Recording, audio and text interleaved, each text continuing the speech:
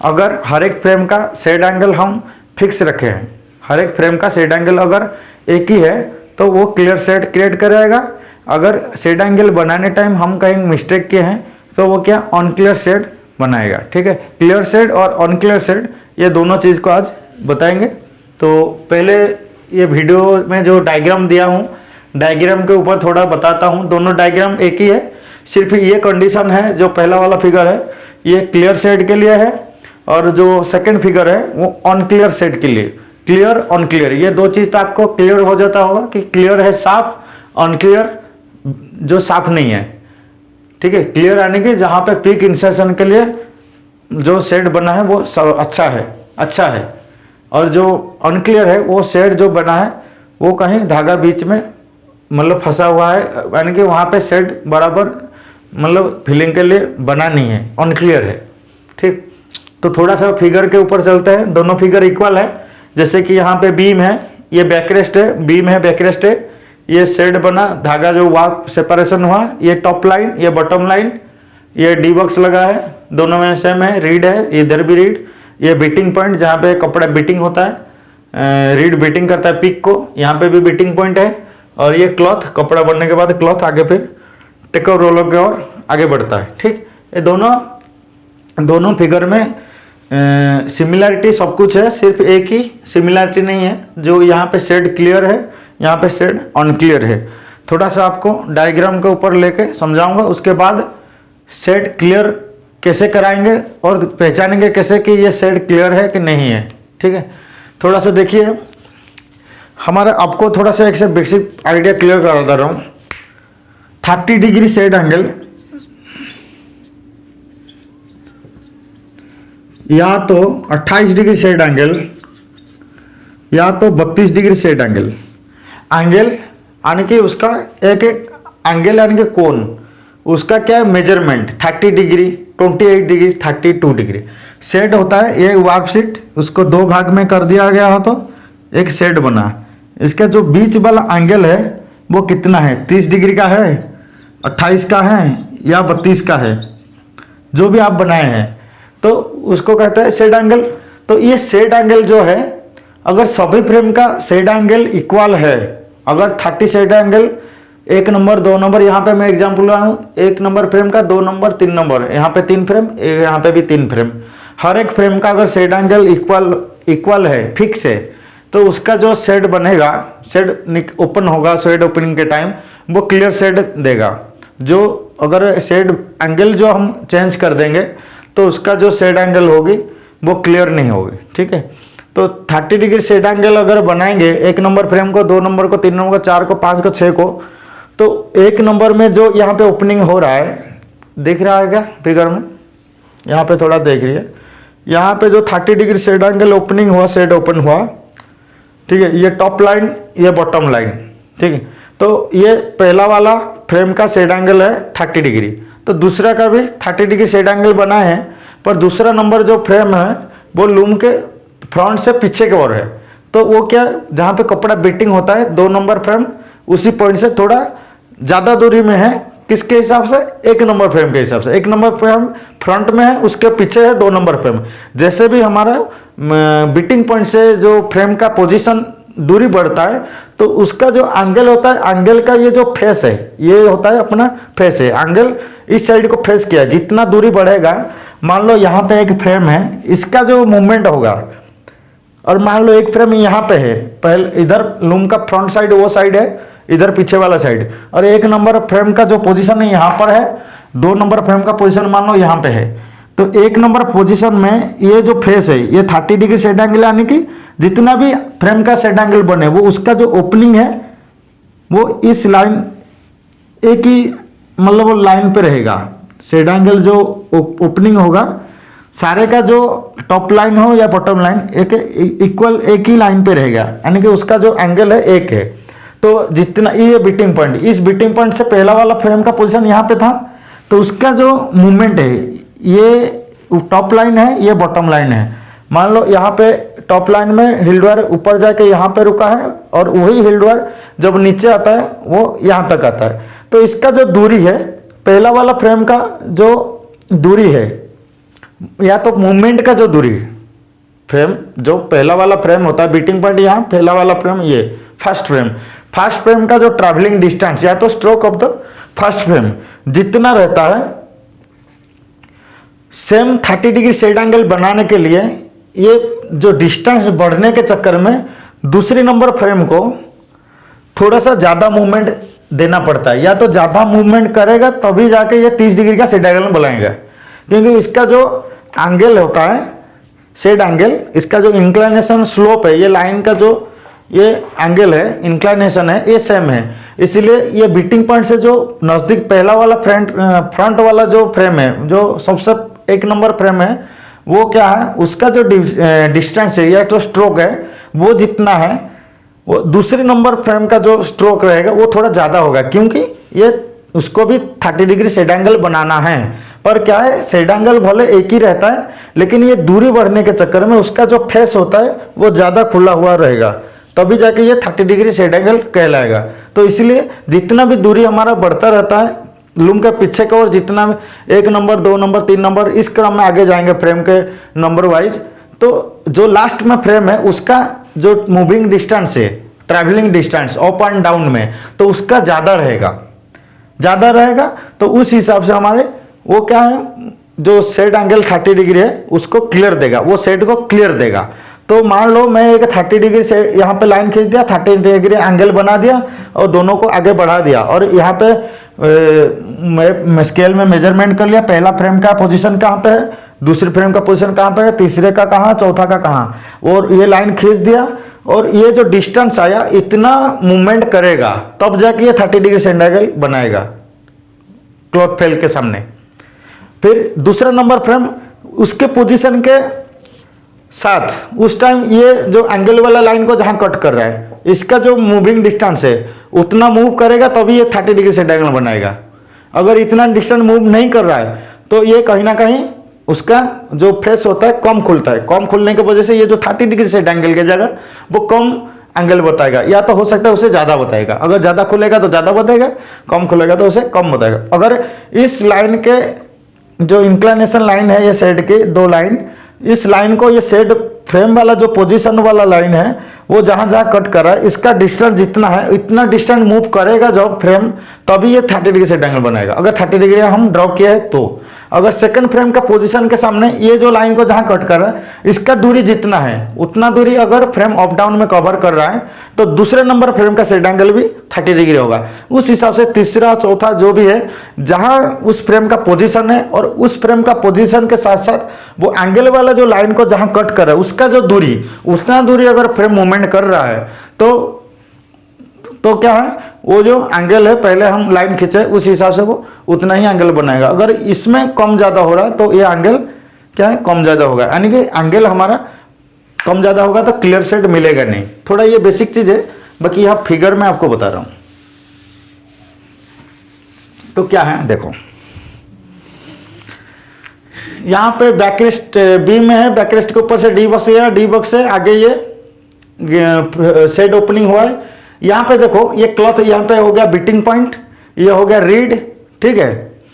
अभी एक देखिए रीड हमारा बीटिंग पॉइंट से लेके ये पहला वाला फ्रेम यहाँ पे है, ठीक है। तो ये पहला वाला फ्रेम से सामने से लेके बीटिंग पॉइंट के अंदर ही रीड आगे पीछे हो रहा है ना, 0 से 180 में।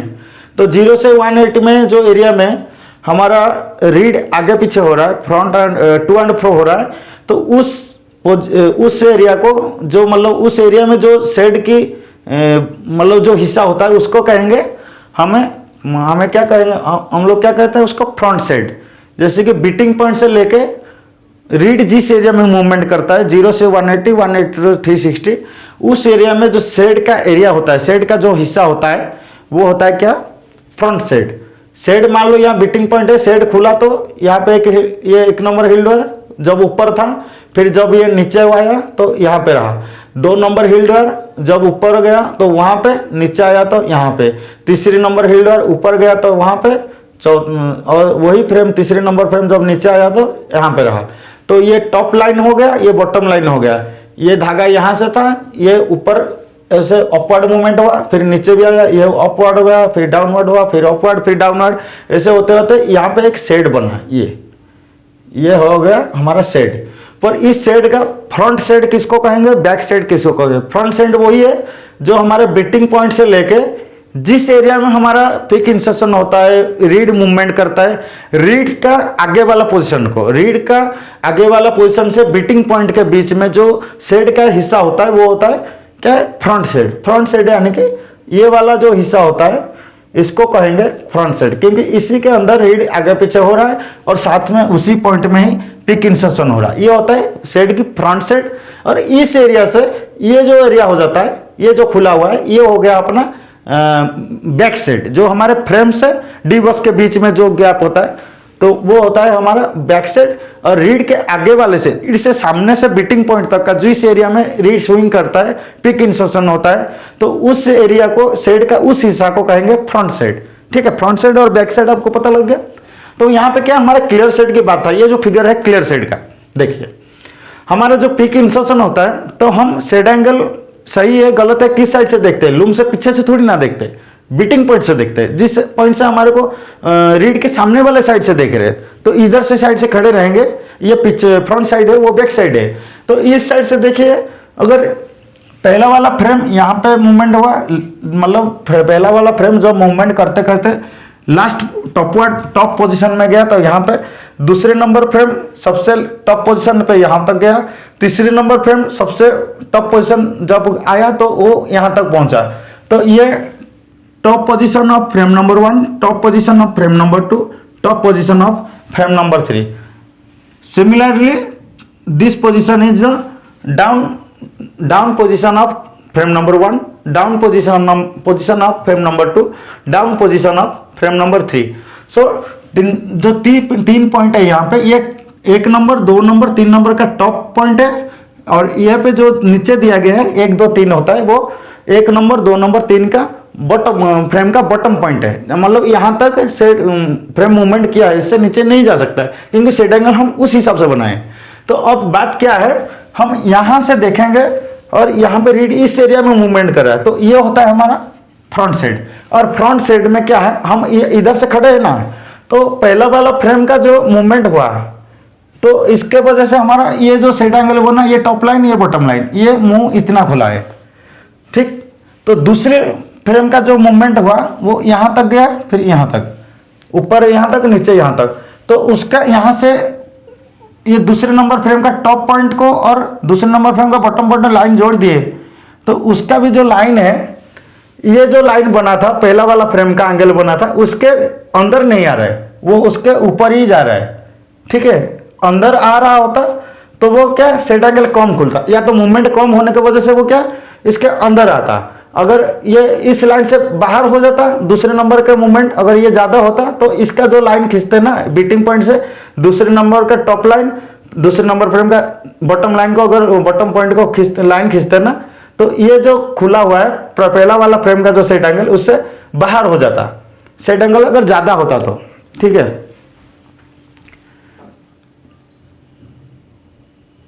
थोड़ा और ये देते हैं।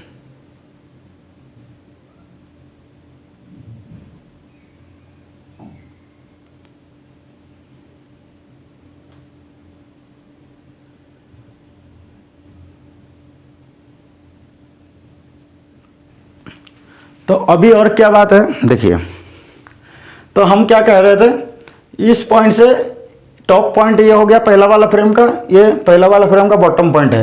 ये बीटिंग पॉइंट से टॉप पॉइंट, बीटिंग पॉइंट से बॉटम पॉइंट को लाइन खींच दिए, इसका जो एंगल बना है पहला वाला सेट का। दूसरे नंबर सेट का जो टॉप पॉइंट बॉटम पॉइंट है उसके साथ बीटिंग पॉइंट को जोड़ दिए, यहाँ पे अभी लाइन खींचे।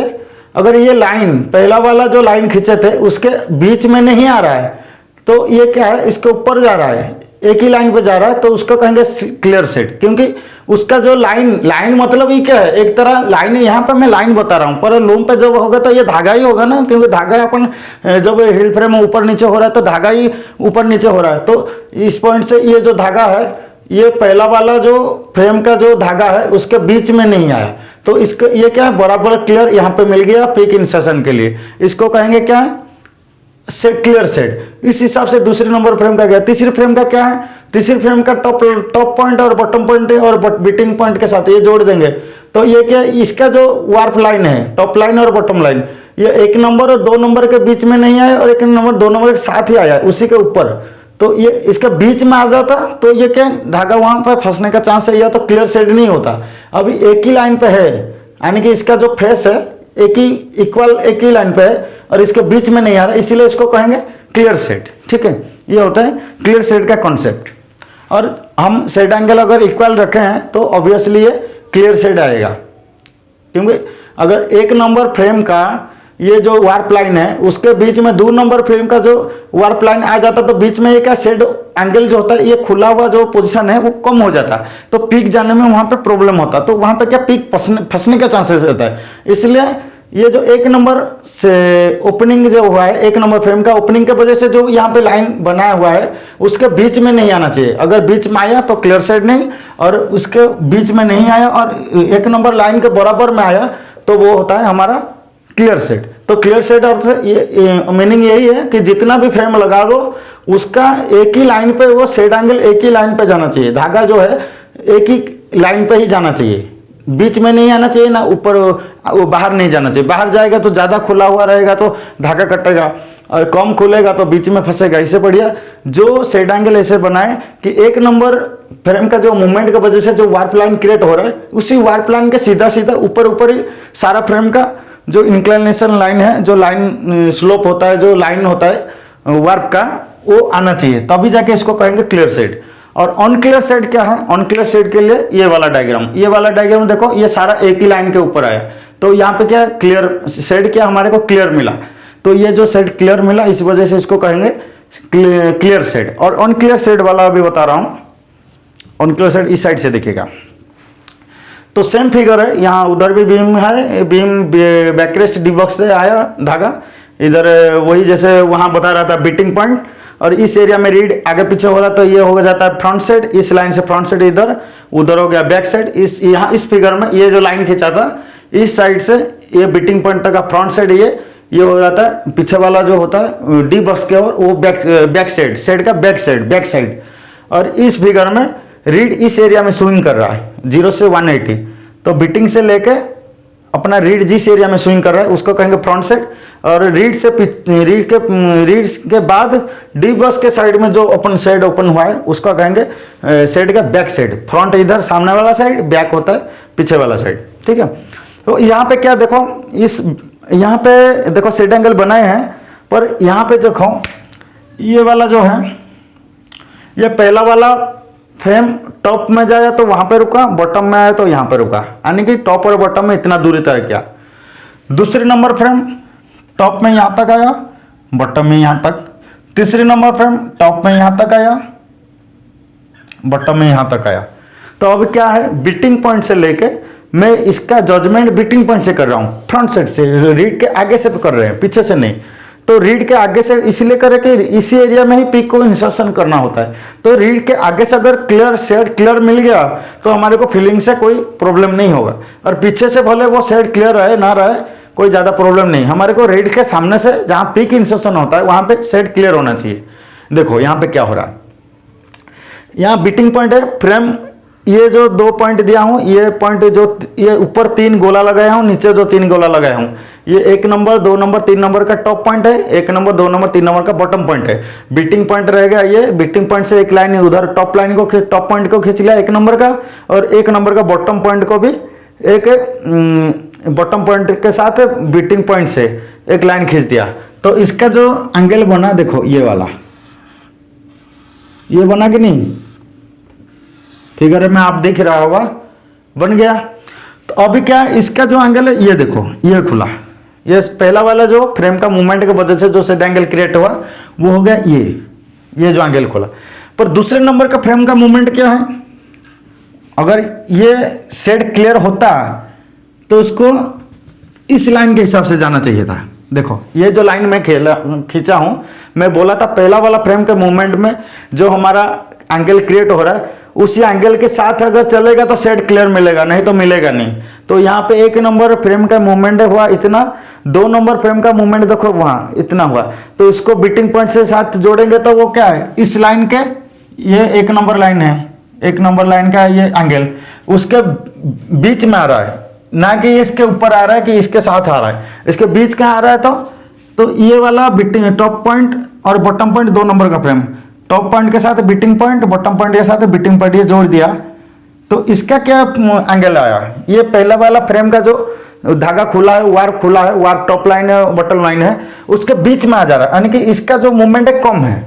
तो 2 नंबर का अगर ये पॉइंट यहाँ तक थोड़ा और ऊपर जाके उसका जो मूवमेंट थोड़ा और ऊपर होता है, और 2 नंबर फ्रेम का मूवमेंट थोड़ा और नीचे होता है, यानी कि ज़्यादा खुलता है, तो क्या ये एंगल बराबर देता है। यानी कि यहाँ पे जो गैप पहला वाला फ्रेम के वजह से जो एंगल बना था वो उतना मेंटेन होकर रहता है। और पहला वाला फ्रेम के वजह से जो एंगल खुला था, ये वाला, ये इतना खुला है। अभी दूसरे नंबर का क्या हो गया, अभी टॉप पॉइंट और बॉटम पॉइंट बीटिंग पॉइंट में जोड़ दिया, तो इसका जो एंगल हुआ पहला वाला फ्रेम के मूवमेंट की वजह से जो एंगल हुआ उसके बीच में आ रहा है। तो ये जो गैप है, एंगल है, ये इसका जो एंगल है ये देखो छोटा हो जा रहा है। फिर तीसरे नंबर फ्रेम का टॉप पॉइंट बॉटम पॉइंट के साथ बीटिंग पॉइंट को जोड़ दिए, इसका जो एंगल है ये फिर से ऐसे छोटा हो जा रहा है। माने 1 नंबर का जो एंगल था 2 नंबर का एंगल छोटा हो गया 1 नंबर से, और 3 नंबर का एंगल 2 नंबर से छोटा गया, यानी सबसे छोटा एंगल आ गया तीसरे नंबर फ्रेम आगे की तरफ जा रहा है, लेकिन वहां पे मूवमेंट ज्यादा नहीं हो रहा है। तो उसका मतलब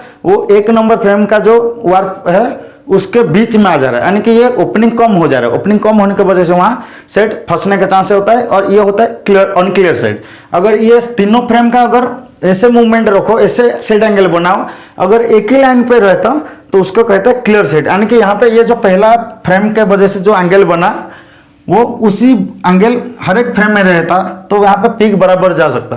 अगर पीक बराबर नहीं गया तो इसको कहेंगे अनक्लियर सेट। ठीक है, तो सेट एंगल अगर फिक्स रखेंगे, अगर सेट एंगल फिक्स भी रख दिए, अगर क्लियर सेट, अभी सेट एंगल को मालूम नहीं, लेकिन यहाँ रीड से ही देख सकते हैं कि हमारा सेट क्लियर है अनक्लियर है। अगर क्लियर नहीं है तो हम उसको थोड़ा सा एडजस्टमेंट कर सकते हैं। जैसे कि हमारे 6, 7, 8 फ्रेम तक अगर क्लियर सेट इस के हिसाब से हम सेट करते हैं। ठीक है, अगर फ्रेम बढ़ता है, फ्रेम बढ़ने की वजह से क्या है, बीटिंग पॉइंट से फ्रेम का जो मतलब 6 फ्रेम लगाएंगे तो 6ठा नंबर फ्रेम का और बीटिंग पॉइंट का जो दूरी है जितना रहेगा, और 12 नंबर फ्रेम का अगर 12 फ्रेम उसमें लगाएंगे तो 12 नंबर फ्रेम का जो दूरी बीटिंग पॉइंट से दूरी ज़्यादा है, तो इसके हिसाब से तो हमारे को ज़्यादा खोलना पड़ेगा। ज़्यादा खोल लेंगे तो क्या है, हमारे को एक पर्टिकुलर डिस्टेंस के बाद ही डी बॉक्स को भी वहाँ रखना होता है। ऐसा नहीं कि अपना मन मर्जी पीछे कर दो जितना मर्जी। तो क्या है, अभी उतने एरिया में भी डी बॉक्स रखना है, और ज़्यादा खोल देने से, अभी क्लियर सेट बनाने के चक्कर में हम 12 नंबर फ्रेम को ज़्यादा खोल देंगे तो वो क्या होगा, डी बॉक्स ज़्यादा हिलने लगेगा, उसका ओपनिंग ज़्यादा होने की वजह से वार्प भी कटेगा, फिर जब क्लोज होगा वहाँ पे भी लूज हो सकता है, वार्प लूज आएगा। तो इसके वजह से क्या है, पहला वाला फ्रेम को जानबूझ के थोड़ा सा पहले से ज़्यादा एंगल बना के फिर आगे वाले फ्रेम को उससे हिसाब से कम करके रखें ताकि जितना में पीक इंसर्शन हो जाए और हमारा लूम चले। अगर क्लियर सेट बनाने के चक्कर में 10 फ्रेम 12 फ्रेम जब लगता है, अगर सारा फ्रेम का सेटिंग एक ही जैसा बनाएंगे तो वहाँ पे क्या है, पीछे डी बॉक्स से ज़्यादा फ्रेम मूवमेंट की वजह से वार्प को ज़्यादा क्या है, ज़्यादा स्ट्रेच होना पड़ेगा। ज़्यादा स्ट्रेच होने से क्या है, धागे में टेंशन बढ़ेगा, टेंशन बढ़ने से क्या है, धागा टूटेगा, डी बॉक्स ऐसे हिलने लगेगा तो वो क्या है, मल्टीपल का प्रॉब्लम का भी करता है। तो और क्लोज के टाइम के भी वार्प लूज होने का बहुत चांस, तो इसमें क्या वार्प लूज भी आएगा। तो इसलिए जब 10-12 फ्रेम होता है तो शुरुआत का 2-4 फ्रेम को थोड़ा एंगल जानबूझ के ज़्यादा रख के फिर पीछे वाला फ्रेम को एंगल कम करके रखा जाता है, और वो भी देखा जाता है जैसे फिलिंग भी फंसे ना, और फिलिंग नहीं फंसे तो लूम भी अच्छा चले और कपड़ा डैमेज ना आए।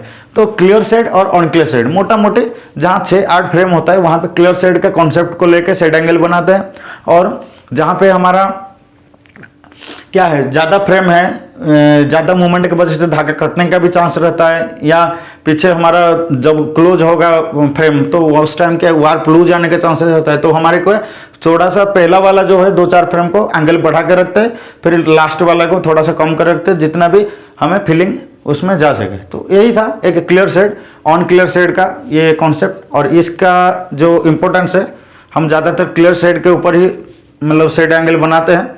तो ये हमारे लग रहा है कि फीलिंग के ऊपर थोड़ा सा एक पॉइंट है, आपको समझ में आया होगा। अगर हमारा वीडियो अच्छा लग रहा है आप लोग ऐसे शेयर करते रहिए, दूसरों को लाइक करिए और थोड़ा इंटरेस्ट दीजिए हमारे वीडियो में, तो हमें थोड़ा सपोर्ट मिलेगा। तब तक ले रहे और अगला वीडियो लेकर आएंगे रीड डायमेंशन के ऊपर, जो हमारे एयरजेट लूम पे रीड यूज होता है उसका रीड डायमेंशन, ठीक है। रीड डायमेंशन में हमारा रीड काउंट आएगा, रीड जो वायर लगता है उसका थिकनेस आएगा, उसका जो प्रोफाइल रहता है उसका चैनल का डायमेंशन आएगा, और उसका दोनों साइड में जो रीड का जो ऊपर जहाँ पे रीड होल्डर में रीड को बैठाता है उसका साइज आएगा, उसका काउंट का साइज आएगा, उसका विड्थ का आएगा। तो रीड के ऊपर ओवरऑल एक नॉलेज के साथ आप अगले वीडियो में देखेंगे। तो ठीक है, आज के लिए इतना है, तब तक के लिए धन्यवाद।